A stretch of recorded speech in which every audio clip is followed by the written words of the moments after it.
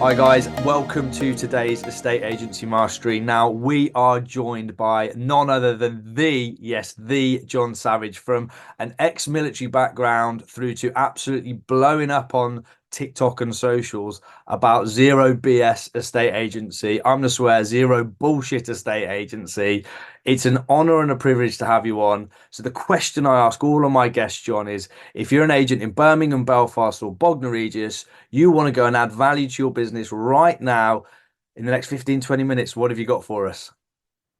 Okay, the main thing, if I'm an agent right now and I'm looking to add value to a seller's life, add value to my own life, I need to learn how to tell the truth and get away with it. What do you mean by that? I'm confused.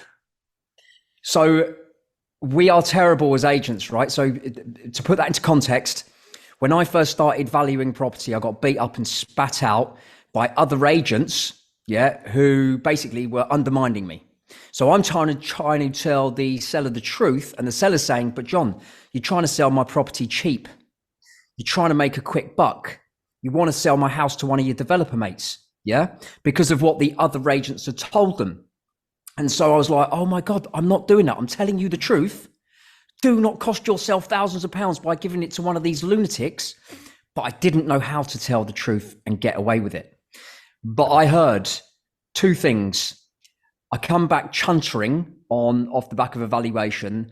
Why are these sellers making these mistakes that are costing them thousands of pounds? And there was a guy that worked with us part-time. He was doing an economics degree. And he said, John, do you know what the anchoring effect is? And I said, no, what is it? He said, effectively, it means, and every human being is the same. So you and me, Chris, will suffer from this. But when we hear the first or highest figure, when it comes to, say, maybe selling a car or selling a watch, and especially when it comes to selling a house, we will base every financial decision and consideration based upon that highest figure. And what the other agents were doing, they knew that. They fucking knew that, right? No one was able to articulate the anchoring effect, but they knew what they were doing. So they knew that the seller, when the seller was thinking about selling, would go to Rightmove, go to Zoopla, and they would start comparing their house to the other properties on the street that they're selling, or in the road, or in the postcode, or other parts of the postcode. They knew that was wrong. They're now looking at what the other property prices are being marketed for. When the agents were coming round, now the seller's got a figure in the mind, the agents were going, I wonder what agent X is going to say. I wonder what agent Z is going to say. Well, I reckon they're going to say that. So I need to say this to stand a chance of winning the instruction. So now we're not talking about real value. We're talking about make-believe stuff purely to win the instruction, get the seller signed to a lengthy contract. Then what happens is that they then tell the seller what the seller's already seen online. But they don't say, this is what we marketed this property for up here, and this is eventually what we sold it for 168 days later, right? They go, oh yes, we marketed this property, we marketed that property, but they don't show what the other agents are actually selling for. And then the other agents do the same thing, and they all say things that sound nice, but equally at the same time, they then accuse me of looking to sell the property for cheap. The reality is that my strategy would have allowed that seller to actually sell for much more money than what they were able to achieve, but they got me. They absolutely got me. But when I knew what the anchoring effect was, I was like, oh my good God, that's it. I'm going to destroy them now. Because another thing I heard, a guy called Tom Panos, don't know if you heard of him, and he said this one sentence. Yeah, right. He said this one sentence, which was, property's not in isolation, it's in competition. And I was like, you bastards, I've definitely got you now. I know about the anchoring effect. I completely agree with that statement. So that's it. You're now dead. So if you think about an area, a postcode, well, the house that's about to go to market, or the flat that's about to go to market, is not the only flat or house that's similar to the one that's about to go to market, right? It's got competition from not only its own postcode, but maybe the surrounding postcodes, the surrounding towns. So I then started working it all out and thinking, right, okay, fine. So currently there's about 300 flats on the market across 5 postcodes within a 2-mile radius. That's a fucking lot of competition. So what I would say to sellers at a valuation, and I suggest every single agent listening to this right now copies. When I say every single agent that has a heart that wants to become elite, which is the reason why they probably listen to your podcast right now, right? Or joining the estate agency, for example, please use this, right? Mr. or Mrs. Seller, would you agree with me, like I spoke to my last guys at the last valuation I just did, that property's not in isolation? Because if it was, you could name your price, right? You can name any price. And they go, yeah. So, right, so you've got a competition. And they say, yeah. Well, at the moment, if the agent has worked out how many other competing properties are in and around that 2 mile radius from that property, well, okay, fine. So if we've got competition, and we now know, Mr. Seller, that there are 287 properties or 100 properties or 50 properties, whatever it is, that surround yours, that's competing with yours. What are you going to do to get all the very best buyers away from what they're currently looking at to come and see yours instead? And shut up and do not say another word. Gold. And the reason for that is because what happens is a seller does not want to make any mistakes when it comes to selling their home, and they don't want to undervalue their own home. So what I was doing was I was the agent that they saw as undervaluing, despite I'm telling the truth, because there was such a gap between the agents bullshitting and me, right? Buyers, on the other hand, they don't want to overpay for a property. And buyers are not stupid. They are more knowledgeable than most estate agents when it comes to the actual real value of property, because of all the properties that they've seen and all the agents trying to get deals done, telling them what the real money is. Yeah. And there is a gap between the marketing price and the selling price. So now as an agent, elite agent is looking to close that gap, but we can only do it if we understand consumer psychology and we get the seller on board. And we can only do that when we say, so what are you going to do to get all the very best buyers away from what they're currently looking at to come and see yours instead? And it breaks the spell. So you've got anchoring. I love it. So to break the spell, you have to understand anchoring theory. You have to create that scarcity in terms of isolation versus competition. And what you've done, John, and I just want to make sure the listeners, or if you're watching this on YouTube or whatever, fully take into account of, you've asked two really great questions there in your script. Send it over and we'll put them in the show notes, and thank you. But that's the goal. I think we could cut right here, because for me, the importance of being able to, like you say, tell the truth and get away with it. What a great opener. Those couple of lines mean that vendor now is self-discovering the right decision, and you're not telling. And that is what's great about on evaluation. So guys, we're going to call it there this week. No, that's it. So that's one bit of value. The guys up in Birmingham, Belfast, Bognor Regis are scribbling this down. What else have you got for us, sir? Well, I think ultimately it's data. I know I did Simon Gates, I did a podcast with him, and he's so true with data. I've got 20 questions. We won't go into those questions now, but effectively, who is the most confident is the one that wins the conversation. And so when you're talking about objection handling, right? So for example, well, all right, Chris, I'm told that actually by the other agents that you're shit. Yeah, that you can't sell my house for toffee. What's so good about you? Yeah, why am I going to employ you? Now, most agents, right, would absolutely crap themselves. And if I was asked that question and I wasn't prepared, I would crap myself too, right? I would crumble. So data. There's 20 questions that I have that I ask myself, right? And that is, what is my valuation to instruction rate? What is my instruction to sale agreed percentage, right? What is my days on market?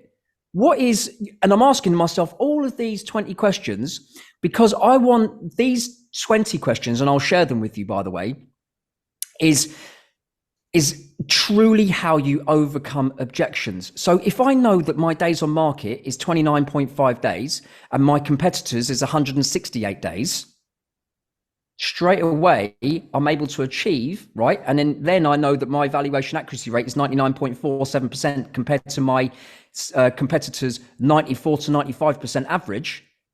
Well, do I have to do the 0.75 fee? Do I have to do the 1% fee? Should my fee be a minimum 1.5? Can I push it to 2%? Because guess what? I'm fucking 3-4% better than the other lunatics that are talking a good game, that are not delivering. So and that's the thing, you see. So questions, and constantly asking yourself the questions. So the pounds per square footage for the good, the bad, the ugly. What are the nuances on the different roads? And being able to actually take a buyer on a journey before you get to a seller's house. Now, I've just mentioned buyer there because obviously the gap between the buyer and the seller can be quite big. So it's up to an elite level agent to obviously close that gap. But why do I need to know that? I need to know the pounds per square footage, so I don't have to go. Oh, when I get back to the office, I'll send you an email. I'll give you a call. I'll answer that question. I should know that fucking answer on the valuation there and then. Yeah, and that is it. We had an agent where when we sold our last house, there was a 26% variance between the lowest and highest price. And one agent came out, hadn't done his homework, or the pre-val call wasn't a pre-val call. It was them saying they're going to be late and could we move it, and it was a nightmare. Sat down half an hour late, looked around and said, "This is so unique. I need to go and do some work." And you thought, well, for me, you're done. You're dead to me. If you don't know what it's worth before you get here because you haven't used the opportunity before the valuation to find that information out. And like you say, you don't know your price per square foot. You don't know the ceiling price of the road. All the stuff I'm sure you've got in your Mm. questions. I don't want to deal with you. Yeah, absolutely, Nice. absolutely. And sorry, last point on that before I forget. As part of that, and the third thing is do not be afraid of other agents in your area. And what I mean by that is that when you go to these valuations and when you've hit the seller with the property not in isolation, it's in competition, so what you're going to do to get all the very best buyers to come and see yours instead, is don't just have the comparable evidence of properties you have sold as an agent, have all the other agents' properties similar and what they've sold. So, for example, what did they market for? What did they sell for? Because we aren't the only agent that exists in our area, but sometimes agents can be a little bit shy or scared or worried about showing another agent because they think they could be losing an instruction. I use that as a superpower. So I'm not just saying things that sound nice. I'm actually demonstrating what the other agents are doing. And couple that with I know my data, I know my area, I know the nuances, I know how the economics are going to affect the local market, the national market, and international market.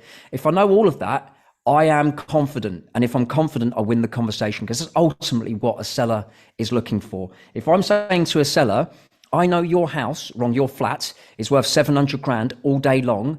I know it is, but the market is not there today. And I'm asking you to market the property for £650,000. I will get you your 700 grand. And this is the strategy I'm going to employ to get you there. That is a seller that can say, oh, actually, do you know what? I'm in good hands. Yeah. And they've demonstrated to me that they can actually deliver because they've done it before as well. And that's what I mean. So they're really the big three takeaways. Know your numbers.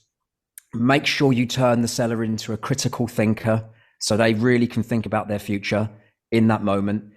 Know your numbers and actually don't be afraid of talking about the other agents. Never undermine the other agents. Allow their stats to do your talking. Yeah. And That's that's what huge. I'd say. That's huge, right? Because the number one reason someone chooses an agent, number one reason someone doesn't choose an agent is trust, which is linked to integrity, arguably the same thing when dealing with this stuff. And if I ever hear someone badmouth another agent, like you say, use the data, use the stats. I will only ever refer to another agent as, listen, they're a great agent.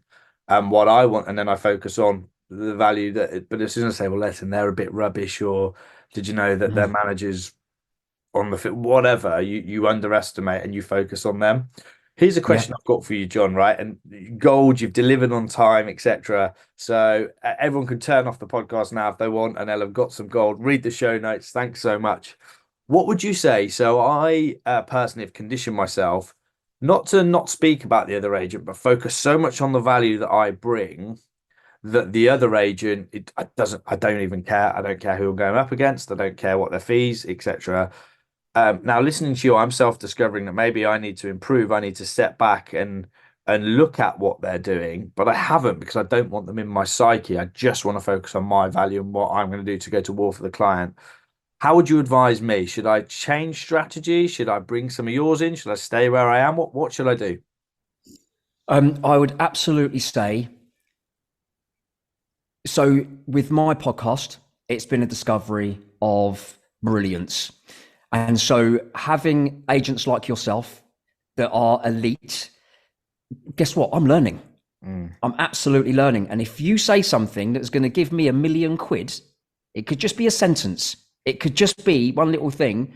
I'm going to take that and iterate it, not plagiarize, but iterate it to my own style. And I'm absolutely copying. Because if it works for you, why can't it work for me? The only thing I would say is just be a little bit careful of falling into a trap of doing what other agents do, i.e., take anything on. Yeah, don't just take anything on for the sake of taking anything on, because it will make you ill. But certainly keep an eye on what your competitors are doing, but allow them, when they're bad mouthing you, saying that you sell property cheap to your developer mates, you're selling property cheap to make a quick buck, allow them to say it and allow them to fall on their own sword.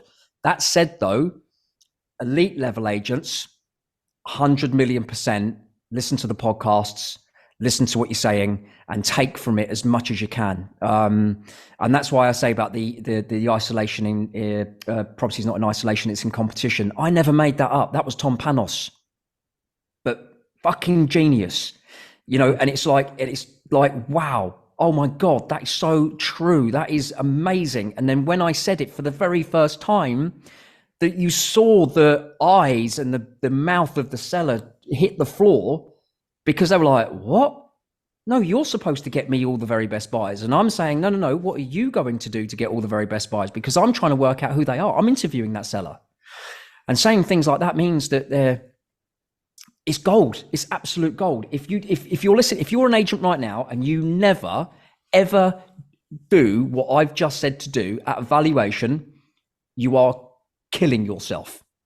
Yeah. It's a slow act of death if you don't bring that one, because when you do that, what happens is that then you have to start looking at yourself, and you start then looking at your data.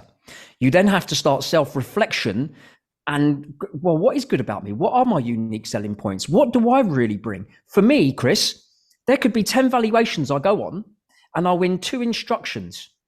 I'm interviewing those sellers.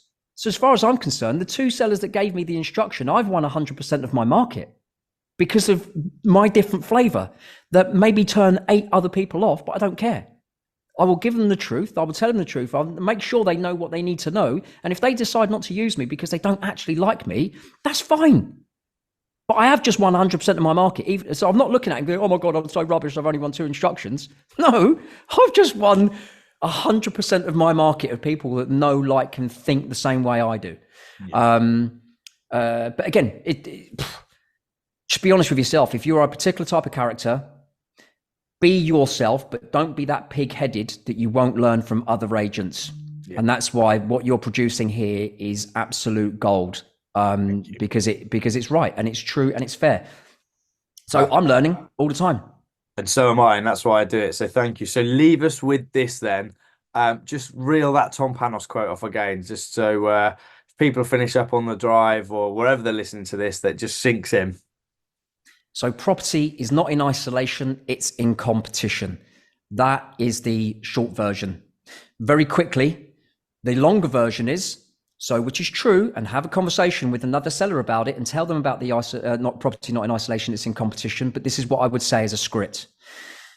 So, Mr. or Mrs. Seller, you'll agree with me that property is not in isolation, because if it was, you could name your price. You could name any price, right? And they say, yeah. So you go, right, okay, fine. So you got a competition from other similar properties that are going to market. Yeah, that's right.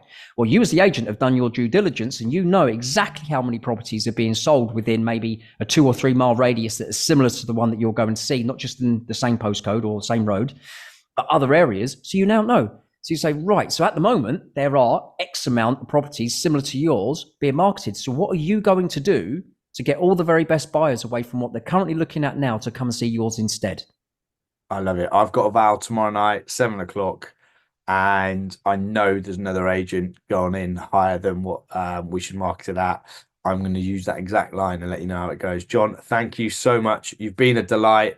Short, sharp, to the point, full of value. We'll put all the links to your socials. If you're on TikTok, give John a follow. He's brilliant. And thank you so much. So we'll catch you soon. Pleasure. Thanks, Chris.